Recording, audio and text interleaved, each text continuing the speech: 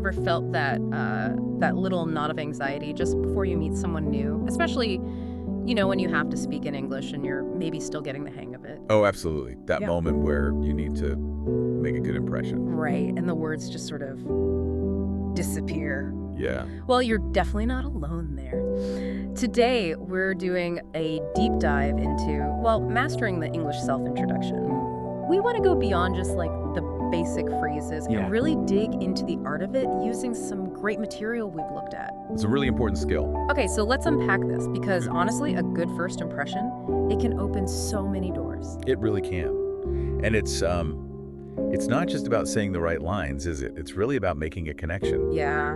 And what we'll do today is offer a kind of structured but still really flexible approach. It should work for you if you're just starting or even if you're just looking to, polish things up a bit. Great, because every single conversation, whether it's face-to-face or online or, wherever, Yeah, it pretty much starts with an introduction. always does. Think about it, meeting someone new, maybe speaking up in class for the first time, or joining an online group, even a job interview, that's a big one. Definitely high stakes there. Yeah, these are all times when knowing how to introduce yourself smoothly is just, crucial. And the why is pretty clear, right? It helps people know who you are. And where you're from, what you do, Yeah, the basics. exactly. So what does this all mean for you and your interactions? It means this skill is like your fundamental key to unlocking things. It really is. A good introduction done well, it just sets a positive tone right away. Mhm. It's a foundation, really, for building rapport. And being clear right at the start helps avoid misunderstandings down the line. That makes sense. What's kind of fascinating is how universal this need to introduce ourselves is, like across all cultures. But English, it has its own specific nuances, doesn't it? It does. Cultural bits we should probably touch on. Yeah, we'll get into some of those. Okay, so let's get practical. The foundational steps. Step 1. Just saying hello and giving your name. Seems obvious, maybe. But surprisingly easy to stumble over. Right. So our research showed a few common ways. Casual stuff like, "Hi, I'm John." Or, hello, my name is Sarah. Even, "Hey there, I'm Alex." Pretty standard. And then you got the more formal options for, different situations. Like, "Good morning, my name is David Smith." Or, hello, I am Jennifer Lee, using the full name, maybe a title. And a little tip for when you're actually there, face to face. Just a simple smile, speak clearly, naturally. It goes a long way. It really does. That warmth matters. And understanding that difference between, say, hi and good morning, it signals the right level of formality from the get-go. Good point. And clarity, like you said, Yeah. making sure they hear your name right the first time. So, okay, you've said your name, the polite next step. Ask theirs. Exactly. Asking the other person's name. Yeah. Phrases like, what's your name? Are common. Or maybe slightly more formal, "May I ask your name?" Yeah, or even just a simple, and you, after you've given your name. Keeps it moving. Right. But the real key here, I think, isn't just asking, it's listening. Really listening to their answer and then using their name right back. Ah, like, "Nice to meet you, Anna." Precisely. Or, it's a pleasure to meet you, Mark. It shows you were paying attention. We saw that example, right? Ravi and Julia. Yeah, "Hi, I'm Ravi. What's your name?" I'm Julia. "Nice to meet you, Julia." See? Simple, flows well, makes that immediate connection. Very effective. Okay, so names exchanged, what's usually next? Often it's, "Where are you from?" Right. Very common follow-up. Step 3, essentially. Saying where you're from. And the materials we looked at give a few ways to say this. You could say, "I'm from Bangladesh." Or, I come from Brazil. Or maybe be a bit more specific, "I live in a small town in India." All perfectly fine. And here's a good tip to make it conversational. Ask them back, "Where are you from?" Yes. Avoid the one-sided feel. Like the example. "Hello, I'm Ahmed. I'm from Cairo, Egypt. Where are you from?" It just invites them into the conversation. It does. And sharing your origin, it helps establish context, maybe find common ground, gives the other person a bit of a hook, which leads us nicely into step 4, talking about what you do. Ah, the classic "what do you do" question. Yeah. Which usually means your job or occupation, right? Generally, yes. Yeah. And the advice here is pretty straightforward. Keep it simple, keep it honest. So things like, "I'm a student," or "I work in a hospital," or "I'm a teacher." What if you're not working? Just say that. "I don't work right now." It's perfectly fine. We saw Rina's example. "I'm Rina. I'm from Jakarta. I'm a university student." Clear, concise. Exactly. And if you think about it, these two pieces, where you're from, what you do, They quickly help someone build a sort of mental snapshot of you. Yeah, starts to paint a picture. Okay, so we've got name, origin, occupation. Now, this is where it gets a bit more personal, right? Yeah. Adding some flavor. Yes. Step 5, share a little more about yourself.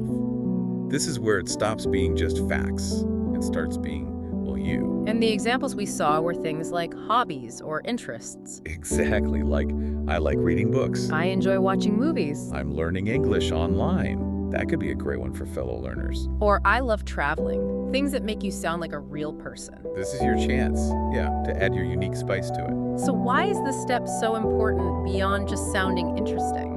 Well, because it's functional. It gives people conversation starters. It helps you find common ground. Oh, you like reading. What kind of books? See? Okay. It opens the door for more talk. Precisely. It's about making a connection beyond just the data points. Remember Kevin's full example? Let's hear it again. Hi, I'm Kevin. I'm from Manila.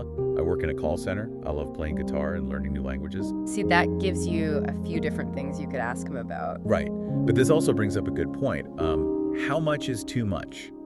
How do you balance being interesting with being brief? Good question. You don't want to ramble. No. Generally, pick 1 or 2 interests that are fairly relatable or easy to ask about. Like traveling is usually a safe bet. Playing guitar works well too. Maybe avoid super niche things right at the start unless the context fits. Got it. Keep it accessible. Yeah, think of it as offering an invitation for more chat, not delivering a monologue. Okay, that makes sense. So let's try putting it all together. How does a full, smooth introduction sound using these steps? We had some great examples. Maria's one was good. Remind us. Hello, my name is Maria. I'm from Mexico City. I'm an English teacher. I enjoy cooking and going for walks in the park. Nice to meet you. Nice. Covers all the bases, adds personality, ends politely. And Chen's was similar. Huh. Hi, I'm Chen. I live in Taipei. I work as a software developer. In my free time, I like to read and watch science fiction movies. Again, clear, informative, gives you something to talk about. So for you listening, thinking about your own practice, this is the kind of structure you're aiming for. Exactly. Which is a good time to talk about common mistakes, things to maybe avoid. Yes, the pitfalls. What did the material highlight?